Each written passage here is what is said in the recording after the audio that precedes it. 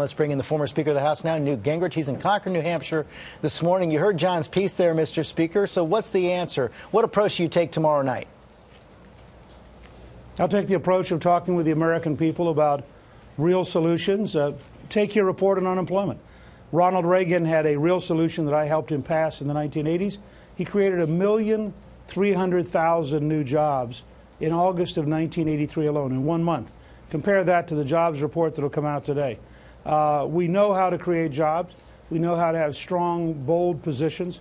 And as a Reagan conservative, that's what I'll talk about, why we need to have very deep policy shifts in Washington, why we need to fundamentally change direction, and the fact that it worked twice. It worked in the 80s when I worked with Reagan to do it. It worked in 1995 when I was Speaker, and we did it again. We brought unemployment down to 4.2%. We created 11 million jobs in the 4 years I was Speaker.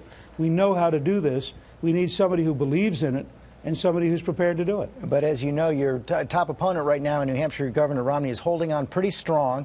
And you've said he cannot be the nominee and he cannot beat President Obama. But we have another number from our poll in New Hampshire out of WMUR shows that 59% of New Hampshire voters think he's most likely to beat President Obama. Only 7% think that you can do better. So that argument's a pretty hard sell with New Hampshire voters. Well, I think look, this is one of his 3 best states, along with Utah and Massachusetts. I mean, if he doesn't win here, he couldn't stay in the race. So everybody who came here, I had all sorts of advisors who said, "Oh, don't even go to New Hampshire." I think that's wrong. This is where the race is this week.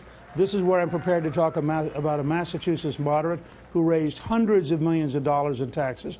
I want to talk about Romney's record of appointing liberal judges, including pro-abortion judges, and talk about Romney's record of favoring Massachusetts gun control, because this is where the race is this week. Everybody assumes, and I think that Romney has a huge lead, because this is one of his 3 best states. But it's also the right place to lay out how big the gap is between a Reagan conservative and a Massachusetts moderate. What do you say, though, to start having that count? To your conservative allies who say that with you staying in the race, Rick Santorum surging right now, Rick Perry staying in the race, you're dividing up the conservative vote and actually making Mitt Romney's nomination more likely? Well, what I'd say is that, ironically for Romney, we have the longest period of proportional representation in the Republican Party's history, all the way up, I believe, through March.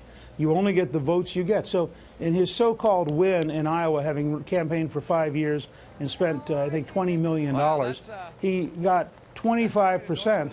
That's 1 out of 4. 3 out of 4 said no after 5 years of campaigning. He's got to get a majority somewhere. I don't think against the 3 of us he's going to get a majority. We'll gradually coalesce. One of us will emerge as the conservative alternative. That conservative alternative will beat Romney. And I think as people look at his record and they imagine him debating Obama, Obama's going to laugh at him.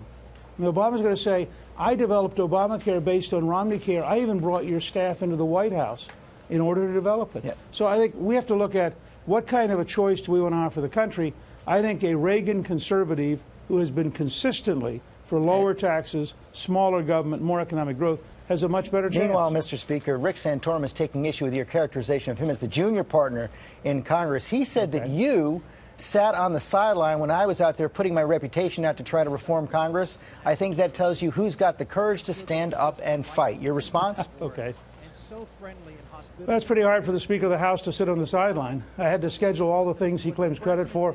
I had to actually be involved negotiating with Bill Clinton to get his signature. Normally, I think you'd think the Speaker of the House had some role in those things happening. But look, Rick and I are going to be competitors. That's fine. We've had different tracks to get here. I like him. I think he's a very, very solid person.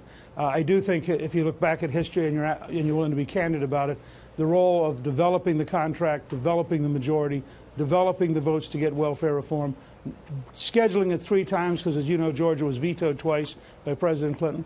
These things all took a continuous leadership. Rick is a great part of that. I'm not taking anything away from it.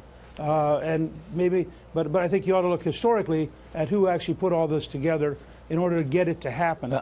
And it wasn't easy negotiating with a liberal Democratic president to get him to sign something like welfare reform. We'll have more on that debate tomorrow night. Looking forward to see you there, Mr. Speaker.